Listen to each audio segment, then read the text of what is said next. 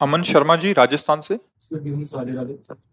राधे राधे महाराज जी। गुरुदेव भगवान आपके चरणों में कोटि कोटि प्रणाम।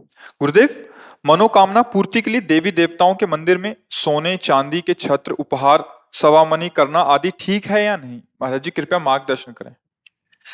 हम तो इतना समझते हैं कि प्रभु की दी हुई सब वस्तु है, प्रभु की सेवा में जो अर्पित की जा रही है वो उत्तम भाव ही है। कामना से हो या निष्काम भाव से हो, किसी भी तरह से जितने भी देवी देवता हैं सब सच्चिदानंद प्रभु ही बने हुए, दूसरा कोई नहीं। किसी भी भाव से जुड़े भगवान ने आर्त, अर्थार्थी, जिज्ञासु, ज्ञानी, चार वर्णों के, कोई दुख निवृत्ति के लिए, कोई संपत्ति प्राप्ति के लिए, कोई भगवान को जानने के लिए, और कोई भगवान में अभेद भाव से स्थित परमानंद का अनुभव कर रहे हैं। चार प्रकार के भक्त बताए। तो अगर कोई किसी भी देवी देवता को स्वामी मान करके छत्र चंवर भोग राग फूल बंगला पोशाक अहोभाग्य है, धन्य भाग है, भले वो कामना से ही क्यों न करे, वो सतमार्ग में तो जुड़ा है, वो हिंसा द्वारा तो नहीं प्राप्त कर रहा है, वो व्यभिचार द्वारा छल कपट द्वारा चोरी द्वारा तो नहीं कर रहा है। ऐसा ही करना धीरे धीरे उसको निष्कामता के मार्ग में ले आएगा, क्योंकि असत क्रिया नहीं है। सब कोई देहाभिमानी वृत्ति से सकामता में ही विचरण करता है, कोई बिरला ही ऐसा होता है स्वरूप बोध करके अचाह स्थिति में स्थित हो जाए। इसलिए कोई उसमें निषेधात्मक भाव तो है ही नहीं। पर हाँ, अपने धर्म की कमाई से मेहनत के द्वारा जो शास्त्र विरुद्ध आचरण करके पापाचरण से कमाई की गई, उसको देवी देवता स्वीकार नहीं करते, क्योंकि वो सब सतो तत्व में, सत्व तत्व में स्थित हैं।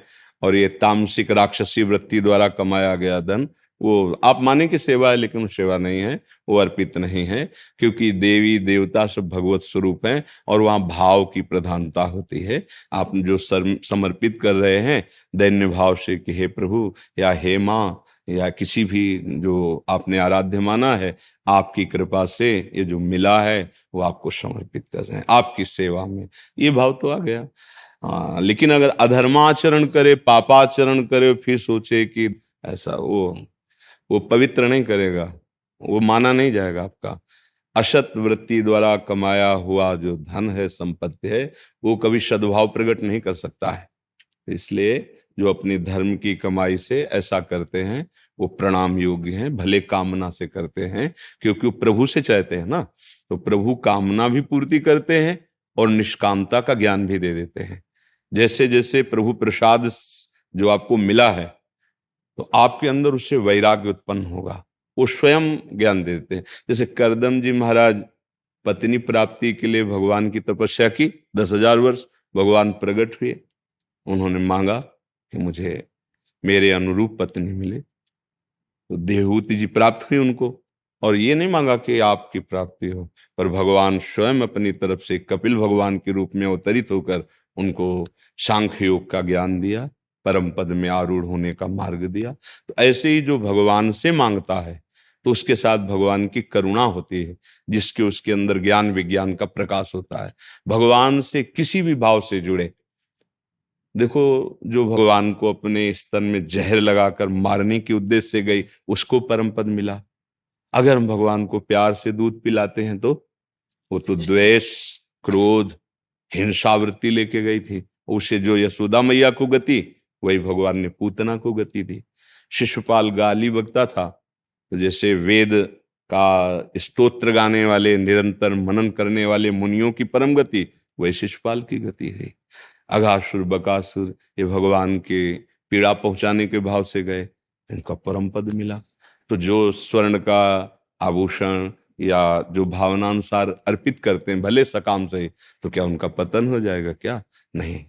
किसी भी तरह से भगवान से जुड़ना, प्रभु से जुड़ना महामंगलमय है। भगवान मंगल भवन है और जितने देवी देवता हैं ये सब भगवान ही बने हुए हैं। यदि ये भाव आ जाए कि स्वयं भगवान है तो निश्चित कल्याण हो जाए।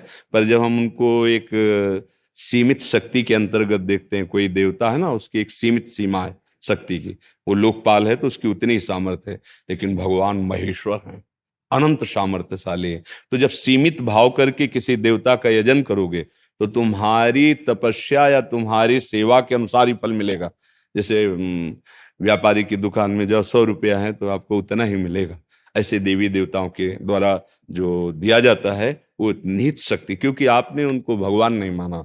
अगर साक्षात भगवान मान ले, जब कुत्ते में भगवत साक्षात्कार कर लिया नामदेव जी ने, तो फिर किसी भी देवी देवता में जो भी है वो सच्चिदानंद भगवान है।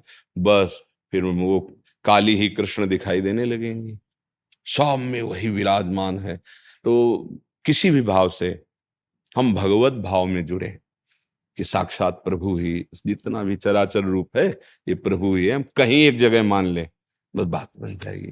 तो सकामता या निष्कामता, निष्कामता ऐसे नहीं आती है। जब तक अज्ञान रहता है तो कामना रहती है, देहाभिमानी की कामना बनी ही रहती है।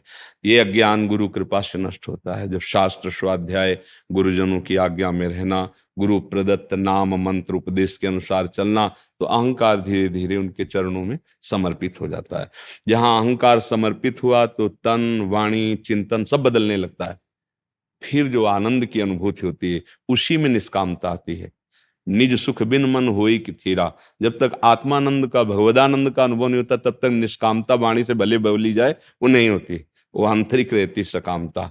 निष्कामता आती है निज सुख, परमात्म सुख, आत्म सुख में। तो ऐसे तो सब सकामी ही हैं।